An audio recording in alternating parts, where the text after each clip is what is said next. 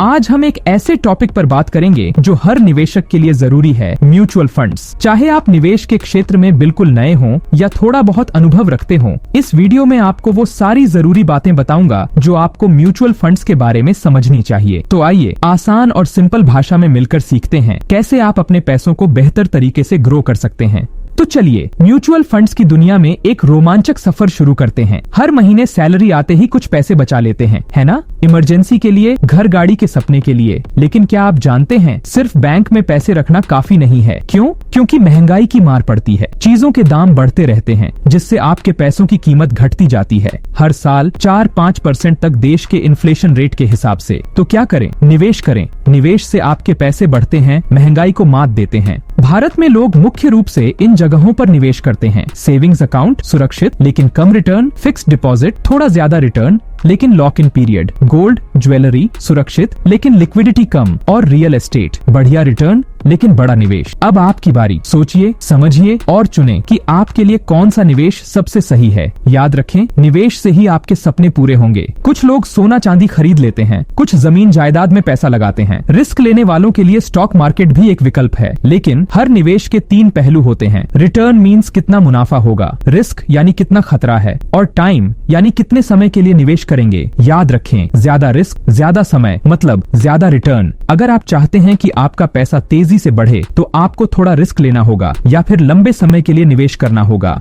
Savings account आपकी जेब की तरह है, पैसा कभी भी अंदर बाहर, लेकिन रिटर्न बस 4%। महंगाई की दौड़ में पिछड़ गए। फिक्स्ड डिपॉजिट एक तिजोरी की तरह सुरक्षित और रिटर्न भी 7-8% तक, पर चाबी कुछ समय के लिए आपके हाथ से दूर। सोना चांदी चमक दमक तो है, लेकिन रिस्क भी बड़ा। बाजार के उतार चढ़ाव में आपकी चमक फीकी पड़ सकती है। तो निवेश करें समझदारी से। रिस्क और रिटर्न का सही तालमेल ही आपको मंजिल तक पहुंचाएगा। सोने के दामों में काफी उतार चढ़ाव होता है। अगर आप पिछले 20 साल का इतिहास देखें तो आपको ये समझ आएगा कि 2012 तक गोल्ड के दाम लगातार बढ़ रहे थे। अगर आपने 2012 से पहले इन्वेस्ट किया होता तो आपको एक शानदार रिटर्न मिलता, लेकिन 2012 के बाद से गोल्ड का भाव काफी ऊपर नीचे हुआ है। फिर 2019 के बाद से गोल्ड के भाव में बढ़ोतरी देखने को मिली है। अब बात करें घर खरीदने और प्रॉपर्टी इन्वेस्टमेंट की, तो मैं ये कहूंगा कि ये लो टू मॉडरेट रिस्क का ऑप्शन है। पिछले कुछ सालों में इंडिया के हाउसिंग प्राइसेस में भी काफी उथल पुथल देखी गई है। मार्च 2011 के एक क्वार्टर में हाउसिंग मार्केट ने 30% रिटर्न रेट को टच किया था, लेकिन मार्च 2018 तक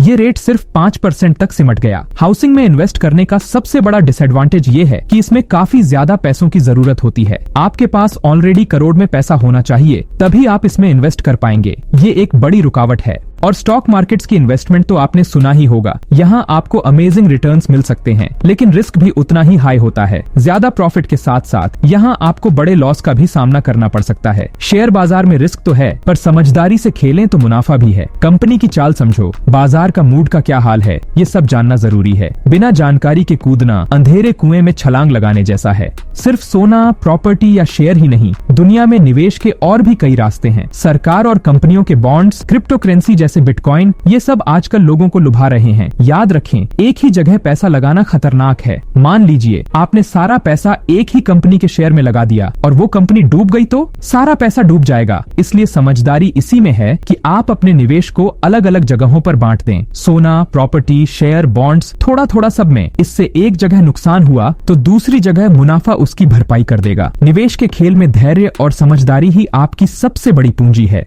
याद रखें, बाजार में उतार चढ़ाव तो आते ही रहते हैं, कभी तेजी कभी मंदी, ये सब इस खेल का हिस्सा है। घबराएं नहीं, धैर्य रखें और समझदारी से फैसले लें, तभी आप इस बाजार में लंबी रेस के घोड़े बन पाएंगे। डाइवर्सिफिकेशन यानी निवेश की दुनिया का सुनहरा नियम, अपने पैसों को अलग अलग टोकरियों में रखना, लेकिन हर जगह अलग से निवेश झंझट भरा काम। इसीलिए म्यूचुअल फंड है ना, एक ही जगह निवेश, फायदा कई जगहों से। आप जैसे कई निवेशक अपना पैसा एसेट मैनेजमेंट कंपनी को देते हैं और वो एक्सपर्ट्स की मदद से इस पैसे को शेयर बाजार, बॉन्ड्स, प्रॉपर्टी जैसे कई क्षेत्रों में लगा देती होती है। फायदा, एक्सपर्ट की सलाह, कम रिस्क और सब कुछ एक ही जगह मैनेज। तो सोचना क्या, म्यूचुअल फंड के साथ निवेश की दुनिया में कदम रखें और अपने पैसों को बढ़ते देखें। बस याद रखें, निवेश से पहले पूरी जानकारी जरूरी है। आपका पैसा अलग अलग जगह इन्वेस्ट कर दिया जाता है और उन सभी इन्वेस्टमेंट से जो कलेक्टिव रिटर्न मिलता है उसका एक छोटा सा हिस्सा, usually 1 to 2% asset management company रख लेती है। बाकी का सारा पैसा आपको उसी रिटर्न रेट के साथ वापस मिल जाता है। HDFC, HSBC, ICICI, Aditya Birla, Reliance और टाटा जैसे कंपनीज और बैंक्स ने अपनी अपनी एसेट मैनेजमेंट कंपनीज खोल रखी हैं। हर एक एसेट मैनेजमेंट कंपनी अलग अलग टाइप के और कई म्यूचुअल फंड्स लॉन्च करती है। एग्जाम्पल के लिए ICICI ने ही 1200 से ज्यादा म्यूचुअल फंड्स लॉन्च किए हैं। अब म्यूचुअल फंड्स कितना रिटर्न देंगे और कितने रिस्की होंगे, ये इस बात पर डिपेंड करता है कि आपने कौन से म्यूचुअल फंड में इन्वेस्ट किया है। म्यूचुअल फंड्स आपको कम से कम 4% से लेकर 30% से भी ज्यादा का रिटर्न दे सकते हैं। ये बहुत ही लो रिस्क वाले भी हो सकते हैं या फिर हाई रिस्क वाले भी हो सकते हैं। ये सब इस बात पर डिपेंड करता है कि आपकी एसेट मैनेजमेंट कंपनी आपके पैसे को कहाँ इन्वेस्ट कर रही है। म्यूचुअल फंड का रिस्क और रिटर्न इस बात पर निर्भर करता है कि एसेट मैनेजमेंट कंपनी AMC आपके पैसे को कहाँ निवेश कर रही है। शेयर बाजार में निवेश, रिस्क ज्यादा, रिटर्न भी ज्यादा। सरकारी बॉन्ड्स में निवेश, रिस्क कम, रिटर्न भी कम। AMC के एक्सपर्ट्स आपके पैसे को जहां लगाते हैं उसके आधार पर म्यूचुअल फंड 3 मुख्य श्रेणियों में बंटे हैं। इक्विटी फंड, शेयर बाजार में निवेश, रिस्क रिटर्न दोनों अधिक। डेट फंड, बॉन्ड्स में निवेश, कम रिस्क कम रिटर्न। और हाइब्रिड फंड, शेयर और बॉन्ड्स दोनों में निवेश, संतुलित रिस्क रिटर्न। इक्विटी फंड में भी कंपनी के आकार के आधार पर लार्ज कैप, मिड कैप और स्मॉल कैप होते हैं। आपका पैसा किस राह पर चलेगा ये आप पर निर्भर है। समझदारी से चुनाव करें और म्यूचुअल फंड के साथ अपने निवेश को नई ऊंचाइयों तक ले जाएं। बड़ी कंपनियों में पैसा लगाना जैसे शांत समुद्र में नाव चलाना, सुरक्षित पर रफ्तार धीमी। छोटी कंपनियों में निवेश, तूफानी लहरों पर सर्फिंग, रोमांचक पर रिस्क भी ज्यादा। बड़ी कंपनी, कम रिस्क कम रिटर्न। छोटी कंपनी, ज्यादा रिस्क ज्यादा रिटर्न। और फिर आता है डाइवर्सिफाइड इक्विटी फंड, यानी अंडे एक ही टोकरी में नहीं, बड़ी छोटी मंझोली हर तरह की कंपनियों में पैसा लगाओ। इससे रिस्क भी कम होता है और रिटर्न भी ठीक ठाक मिल जाता है। अगला है ELSS, equity linked saving scheme. यहाँ निवेश भी करो और टैक्स बचत भी। इस फंड में जो मुनाफा होता है उस पर टैक्स नहीं लगता, मतलब जेब में ज्यादा पैसा और चेहरे पर बड़ी मुस्कान। फिर आता है सेक्टर फंड, यानी एक ही क्षेत्र पर दांव लगाना। अगर खेती बाड़ी में दिलचस्पी है तो एग्रीकल्चर फंड, और अगर ट्रांसपोर्ट में इंटरेस्ट है तो लॉजिस्टिक्स फंड, जैसे UTI transportation and logistics fund. ये फंड्स थोड़ा ज्यादा रिस्की होते हैं क्योंकि ये सिर्फ एक ही सेक्टर में इन्वेस्टमेंट करते हैं। अगर वो सेक्टर गिर रहा है या नीचे जा रहा है तो सब कुछ उसी पर डिपेंड करेगा। चलिए अब बात करते हैं इक्विटी फंड्स के आखिरी मेंबर, इंडेक्स फंड्स की। ये हैं बड़े ही चिल टाइप के फंड्स। इनमें कोई फंड मैनेजर नहीं होता जो दिन रात बाजार पर नजर रखे और फैसला ले कि पैसा कहां लगाना है। ये तो बस सेंसेक्स और निफ्टी की चाल में चलते हैं, बिल्कुल गो विद द फ्लो वाली बात। अब आते हैं दूसरे कैटेगरी पर, डेट म्यूचुअल फंड्स। ये हैं वो फंड्स जो डेट इंस्ट्रूमेंट्स में इन्वेस्ट किए जाते हैं। Bonds, debentures, certificate of deposit, ये सब हैं डेट इंस्ट्रूमेंट्स के अलग अलग रूप। आप इन चीजों को डिटेल में खुद भी पढ़ सकते हैं, क्योंकि अगर मैं सब कुछ वीडियो में कवर करने लगा तो वीडियो काफी लंबा हो जाएगा। चलिए बॉन्ड्स के बारे में थोड़ा समझ लेते हैं। जब सरकार को पैसों की जरूरत होती है और बजट में फंड्स नहीं होते तो सरकार पब्लिक से लोन लेती है। तो दोस्तों, कभी कभी सरकार को भी हमारी तरह पैसों की तंगी हो जाती है। ऐसे में वो क्या करती है, सीधा हमसे ही उधार मांग लेती है, जिसे हम बॉन्ड कहते हैं। आप भी इसमें निवेश कर सकते हैं, यानी सरकार को उधार दे सकते हैं और बदले में सरकार आपको एक तय ब्याज के साथ आपका पैसा वापस कर देगी। आसान भाषा में कहें तो ये एक तरह का सरकारी कर्ज है जिसमें आप ब्याज कमा सकते हैं। अब डेट म्यूचुअल फंड्स की बात करें तो ये भी कई रंग रूप में आते हैं। सबसे पहले मिलिए लिक्विड फंड्स से। ये हैं वो फंड्स जिन्हें आप फटाफट कैश में बदल सकते हैं, जैसे जरूरत पड़ी और पैसा हाथ में। सोचिए आपके पास एक ऐसा जादुई पिटारा है जिसमें से कभी भी जरूरत पड़ने पर आप कैश निकाल सकते हैं, वो भी बिना किसी झंझट के। लिक्विड का मतलब असल में कुछ और ही है, ये कोई पीने वाला लिक्विड नहीं है। इकोनॉमिक्स में लिक्विड उसे कहते हैं जिसे आसानी से कैश में बदला जा सके। जो संपत्ति कैश में बदल जाए तो 1 से 2 दिन के भीतर ही इसे कैश में बदला जा सकता है और इसमें बहुत ही कम जोखिम रहता है। इतना कम जोखिम रहता है कि इसे आप मूल रूप से सेविंग्स अकाउंट के विकल्प के रूप में समझ सकते हैं। क्वांट लिक्विड फंड्स एक बेहतरीन उदाहरण है जहां आपको सालाना 7.24% रिटर्न मिलता है। ग्राफ देखकर साफ है कि ग्रोथ कितनी स्थिर रही है,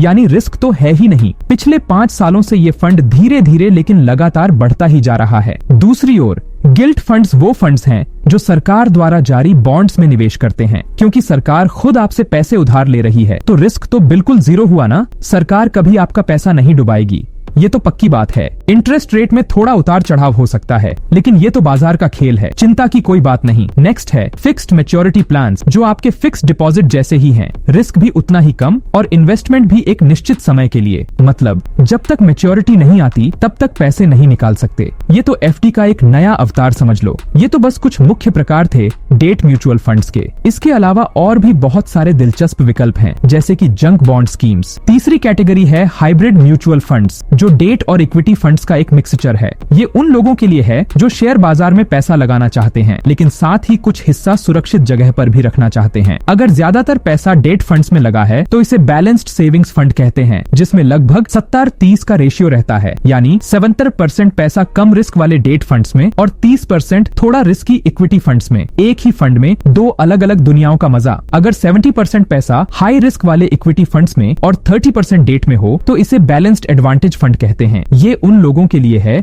जो थोड़ा रिस्क लेकर ज्यादा रिटर्न चाहते हैं। हाइब्रिड फंड्स में और भी बहुत कुछ है, जैसे कि आर्बिट्रेज फंड, लेकिन अभी के लिए इतना ही काफी है। मुझे लगता है कि आज मैंने आपको म्यूचुअल फंड्स की दुनिया की एक झलक दिखा दी है। अब आगे की रिसर्च आप खुद कीजिए, देखिए कौन सा फंड आपकी जरूरतों और रिस्क लेने की क्षमता से मेल खाता है। याद रखिए, निवेश से पहले पूरी जानकारी होना जरूरी है। म्यूचुअल फंड्स की सबसे बड़ी खासियत ये है कि वो पहले से ही डाइवर्सिफाइड होते हैं, यानी आपके पैसे अलग अलग जगहों पर लगाए जाते हैं, जिससे आपका रिस्क कम हो जाता है। शेयर बाजार, सोना या प्रॉपर्टी की तुलना में म्यूचुअल फंड्स में रिस्क कम होता है। हालांकि ये इस पर भी निर्भर करता है कि आप कौन सा फंड चुन रहे हैं। एक और बड़ी बात, ये आपकी जेब पर भी भारी नहीं पड़ते। आपको एक साथ ढेर सारा पैसा लगाने की जरूरत नहीं। एसआईपी के जरिए हर महीने थोड़ा थोड़ा भी निवेश कर सकते हैं। सबसे अच्छी बात ये है कि इन फंड्स को एक एक्सपर्ट मैनेजर संभालता है, जो आपके पैसों को सही जगह लगाने का काम करता है। आप तो बस आराम से बैठिए और देखिए अपने पैसे कैसे बढ़ते हैं। म्यूचुअल फंड्स में आपको खुद मेहनत नहीं करनी पड़ती, एक्सपर्ट आपके लिए काम करते हैं। लेकिन यही बात एक खामी भी बन सकती है। आप किसी अनजान व्यक्ति को अपने पैसे सौंप रहे हैं, जिसके बारे में आपको कुछ नहीं पता। भले ही वो एक्सपर्ट हो, लेकिन क्या गारंटी है कि वो हमेशा सही फैसला ही लेगा। पहले जमाने में तो एजेंट्स म्यूचुअल फंड्स में निवेश कराने के नाम पर मोटा कमीशन वसूल लेते थे। आप पैसे देते, वो निवेश करते और बीच में से अपना हिस्सा काट लेते। लेकिन अब जमाना बदल गया है। तो दोस्तों, आशा करता हूँ कि आपको आज का वीडियो अच्छा लगा हो। प्लीज वीडियो को लाइक करें और चैनल को सब्सक्राइब कर दीजिए। मिलते हैं अगली वीडियो में, तब तक के लिए गुड बाय।